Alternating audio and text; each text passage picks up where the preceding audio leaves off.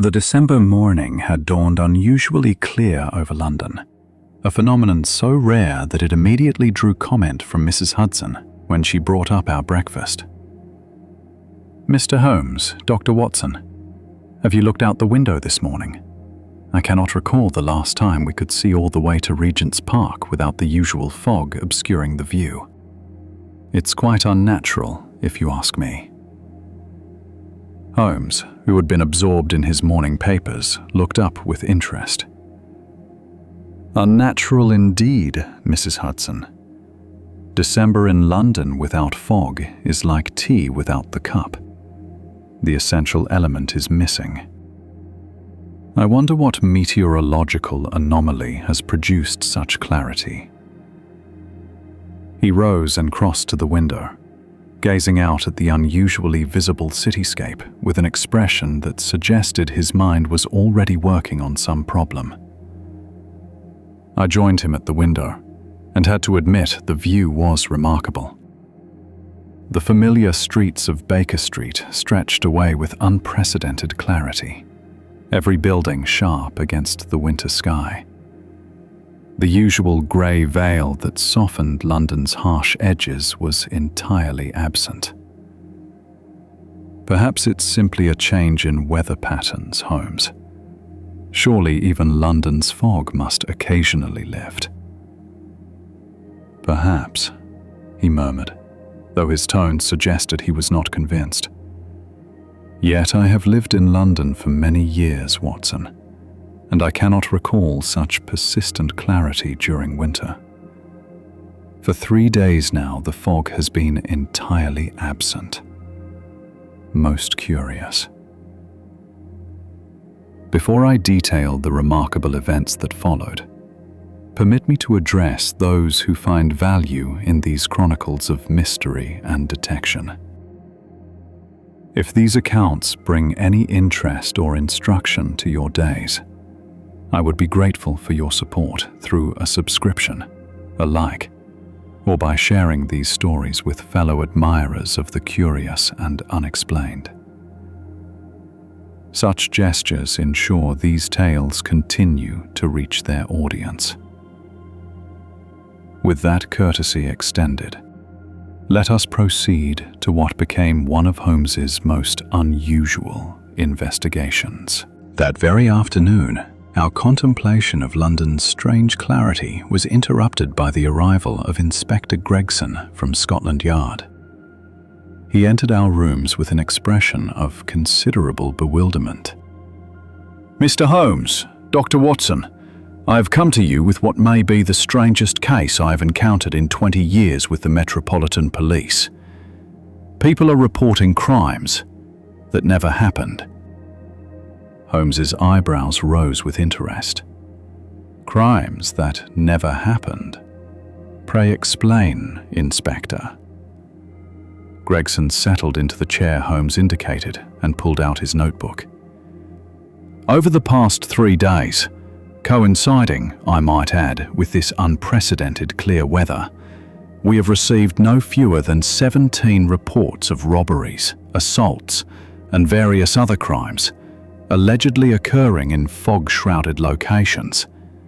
But when our constables investigate, they find no fog whatsoever, and often no evidence of any crime having been committed." "Most intriguing," Holmes said, leaning forward. "Give me a specific example."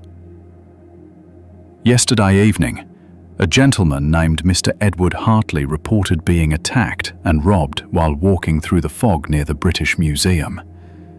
He described thick, impenetrable fog through which his assailants emerged. Yet when our officers arrived at the location within 20 minutes, there was no fog. The evening was perfectly clear, and Mr. Hartley himself seemed confused about what had actually occurred." "Did he have injuries consistent with an assault?" I asked, my medical training asserting itself. "Minor bruising only, Doctor, which he might have sustained in a fall. More significantly, he claimed his wallet and pocket watch had been stolen. But when we searched him, we found both items in his coat pocket, exactly where they should be. Holmes rose and began pacing, his fingers steepled beneath his chin.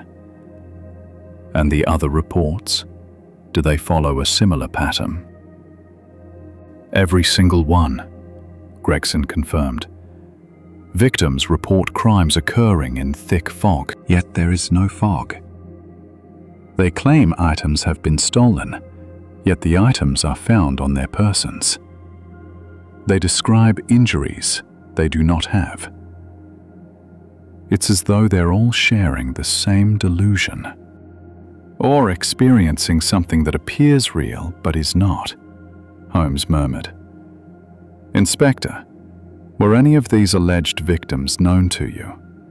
Had they previous records of mental instability or criminal behavior? That's the peculiar thing, Mr. Holmes. They're all respectable citizens, merchants, clerks. One is even a barrister. No previous history of mental illness or criminal association. Upstanding members of society, suddenly reporting impossible crimes. Holmes stopped pacing and turned to face us. I should like to interview some of these individuals personally. Can you arrange meetings?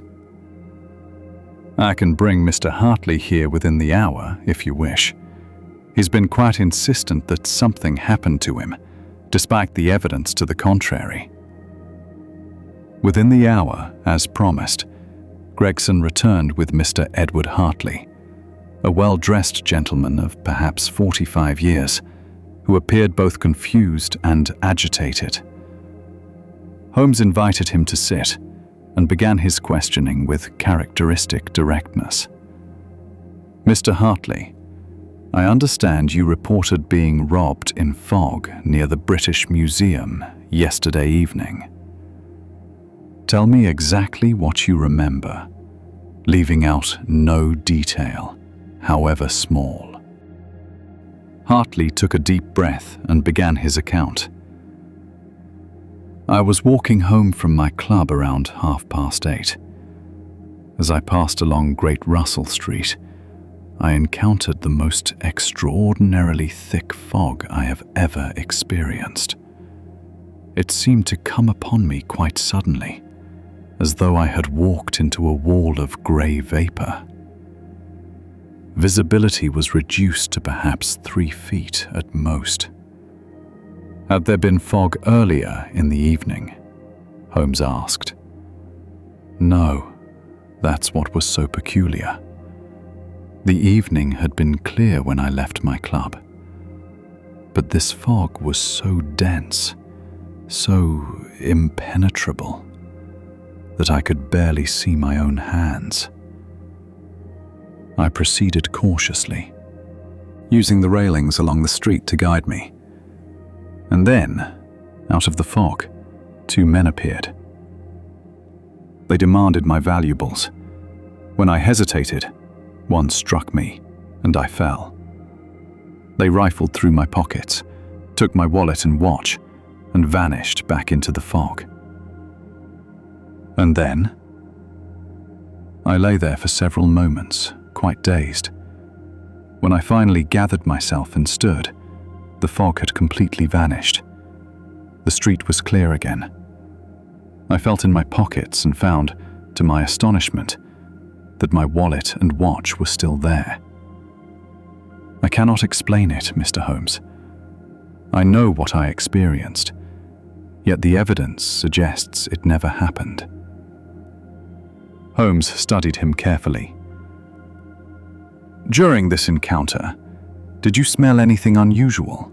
Any particular odor associated with the fog? Hartley thought for a moment. Now that you mention it, yes.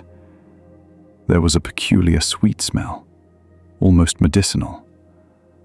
I assumed it was some sort of chemical from the factories, though I cannot be certain. Holmes's eyes gleamed with sudden understanding. Tell me, Mr. Hartley, Have you visited your physician recently? Have you been prescribed any medications? Why, yes. I've been suffering from insomnia. My doctor prescribed a tonic to help me sleep. I take it each evening before bed. But what has that to do with being robbed in fog? Everything, perhaps. May I ask which pharmacy dispensed this tonic? Pemberton's on Oxford Street. They've been my chemists for years. Highly reputable establishment. After Hartley departed, somewhat bewildered by Holmes's line of questioning, I turned to my friend with growing comprehension. Holmes, you suspect the tonic is involved in these hallucinations? I suspect something far more elaborate, Watson. Consider the facts. 17 individuals, all reporting similar experiences, involving impossible fog and crimes that leave no evidence. All are respectable citizens who would normally have no reason to fabricate such tales. And at least one, Mr. Hartley, is taking medication that could potentially affect his perceptions. I believe we need to pay a visit to Pemberton's pharmacy immediately. Pemberton's proved to be an elegant establishment on Oxford Street, its windows displaying the traditional colored glass bottles that marked a chemist's shop. We were received by Mr. Pemberton himself, a portly gentleman with magnificent white whiskers who radiated professional dignity. Holmes presented himself as a physician colleague of mine, investigating potential adverse reactions to certain medications. Mr. Pemberton, we are making inquiries regarding a sleeping tonic you may have dispensed to several patients recently. Can you tell me what compounds you typically use in such preparations? Pemberton bristled slightly. Sir, I am a qualified pharmaceutical chemist with 20 years' experience. My preparations are compounded according to the strictest medical standards. I use only the finest ingredients, properly measured and mixed. I cast no aspersions on your skills, Holmes said smoothly. However, we are investigating reports of unusual reactions. Specifically, vivid hallucinations involving fog and phantom assailants. Have any of your customers mentioned such experiences? The chemist's face paled slightly. Hallucinations? Good heavens, no. That is... Wait. There was one gentleman who mentioned disturbing dreams, but he attributed them to stress. I assured him the tonic was perfectly safe. This sleeping tonic, Holmes pressed. What are its primary ingredients? The usual compounds: valerian root, passion flower, small amounts of laudanum for its sedative properties. Nothing that should produce the effects you describe. And you prepare this yourself? Yes, in my dispensary at the rear of the shop. I am most particular about my work, sir. Might we see your dispensary? Holmes asked. After some hesitation, Pemberton agreed. We followed him through a curtained doorway into a well-equipped laboratory where shelves of bottles and compounds lined the walls. Holmes immediately began examining the various containers, particularly those labeled for the sleeping tonic ingredients. He held several bottles up to the light, unstopped them to smell their contents, and even placed tiny amounts on his finger to taste. Mr. Pemberton, he said finally, when did you last procure your supply of valerian root? Perhaps 2 weeks ago? I order regularly from Henderson's Medical Supplies in Cheapside. And did you verify the quality upon receipt? Of course, I always... That is... Pemberton trailed off, looking troubled. Actually, I was quite busy that week. I may have simply placed the order on the shelf without my usual examination. Holmes held up a particular bottle. This valerian root has been adulterated. Mixed with it are traces of henbane seed, a powerful hallucinogen that can produce exactly the sorts of vivid, disturbing experiences your customers have been reporting. In combination with laudanum, the effects would be quite pronounced. Realistic visions of fog, phantom attackers, sensations of theft or assault that seem absolutely real but leave no physical evidence. Pemberton looked horrified. But how? Henderson's is a reputable supplier. They would never... Perhaps not knowingly, Holmes interrupted, but someone along the supply chain has deliberately contaminated this shipment. The question is why. Watson, how many patients would typically receive this tonic over a 2-week period? I considered. Given that it's prescribed for sleep disorders, which are quite common, perhaps 20 to 30 individuals from a single pharmacy?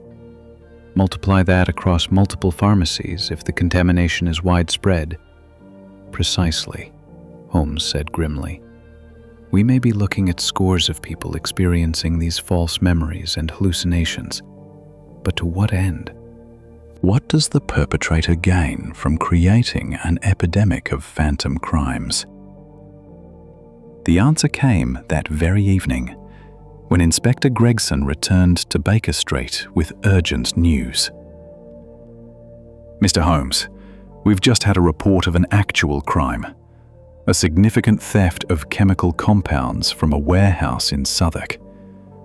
The curious thing is, the theft occurred during what the night watchman described as an unnaturally thick fog that suddenly appeared and just as suddenly vanished. But this time, goods actually are missing. 20 pounds of various chemical compounds, including large quantities of henbane and other hallucinogenic substances. Holmes leapt to his feet. When did this occur? Last night, around midnight. And I'll wager the watchman had been drinking tea or taking some medication provided to him. Gregson looked startled. Why, yes. He mentioned his wife had given him a new tonic for his rheumatism, purchased just last week from Pemberton's pharmacy. There's our pattern, Holmes declared. Someone has been contaminating medications to create false reports of fog-related crimes. These reports have flooded the police with investigations, stretching your resources thin and accustoming officers to dismiss any reports involving impossible fog. Then, when a real crime is committed, the perpetrator uses actual chemical fog, easily created with simple compounds, to obscure the theft. The watchman, already drugged with hallucinogens, cannot provide reliable testimony. Even if he could, who would believe him after 17 false reports? But who would orchestrate such an elaborate scheme? I asked. Holmes turned to Gregson. Inspector, what was stolen from the warehouse? Chemical compounds, as I said. The manifest indicates substances used in various industrial processes and in creating artificial fog. Holmes interrupted. The very fog that London's criminal element once relied upon for cover, but which has been increasingly absent due to clearer weather patterns.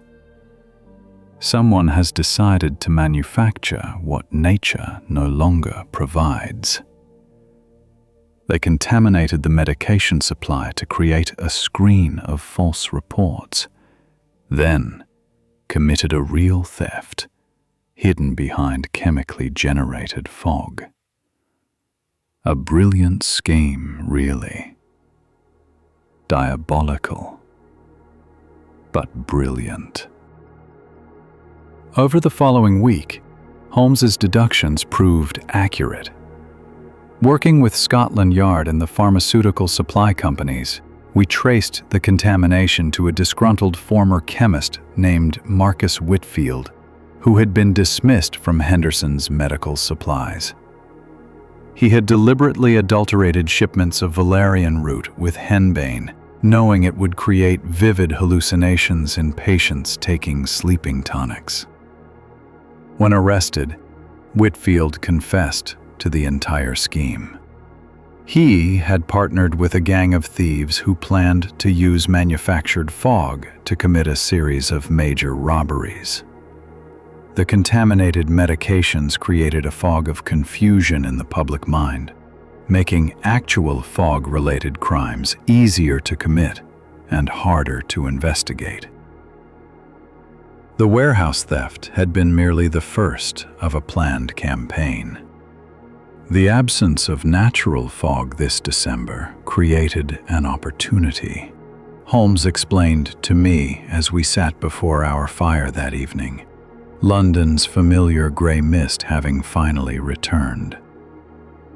Criminals who had relied on fog for cover found themselves exposed. Whitfield saw a chance to create artificial fog and provide his services to the criminal underworld. But he needed to first confuse the police with false reports, and the contaminated medications served that purpose perfectly. A fog of the mind to match the fog of the streets, I observed. Quite so. The irony is that if London's weather had continued its usual pattern, none of this would have been necessary. The criminals would have had their natural cover, but the 3 clear days forced them to improvise, and that improvisation led to their exposure. And the innocent people who experienced those terrifying hallucinations? Treated by proper physicians and recovering well. The contaminated medications have been seized and destroyed. Pemberton is cooperating fully with authorities, as are the other pharmacists who unknowingly dispensed the adulterated compounds. It was not their fault. Whitfield was quite clever in his method of contamination. The case concluded with Whitfield and his associates receiving lengthy prison sentences. The stolen chemicals were recovered before they could be used for further crimes. London's fog returned to its normal patterns, much to the relief of its citizens, who found the unusual clarity more unsettling than the familiar grey veil. The vanishing London fog, Holmes mused, gazing out our window at the renewed mist. In truth, it never vanished. It merely took holiday for a few days, long enough to expose both criminal ingenuity and criminal folly. Nature abhors a vacuum, Watson, and so does the criminal mind. When the natural element they relied upon disappeared, they attempted to manufacture it. But manufactured crime, like manufactured fog, lacks the authenticity to deceive a trained observer. I made my notes on the case that evening, reflecting on how the most familiar elements of our environment, even something as ordinary as London fog, could become entangled in criminal schemes. The fog itself had been both weapon and shield, both real and imagined, both absent and manufactured. It was, I thought, a fitting metaphor for the dual nature of crime itself, the seen and unseen, the obvious and obscure. As I completed my account, Holmes took up his violin and began to play a melancholy air that seemed to match the fog now pressing against our windows. The familiar grey veil had returned to London, and with it, a sense that order had been restored to the natural world. Sometimes, I reflected, even the weather plays its part in the detection of crime, and the absence of the expected can be as revealing as the presence of the unexpected. The case of the vanishing London fog remained one of Holmes's most unusual investigations, a mystery where the crime was hidden not in darkness but in false light, where the fog was both the problem and the solution, where what seemed real was false, and what seemed impossible was true. It stood as testimony to Holmes's ability to perceive patterns where others saw only chaos, and to find truth even when obscured by the most impenetrable fog, whether of nature or of human devising.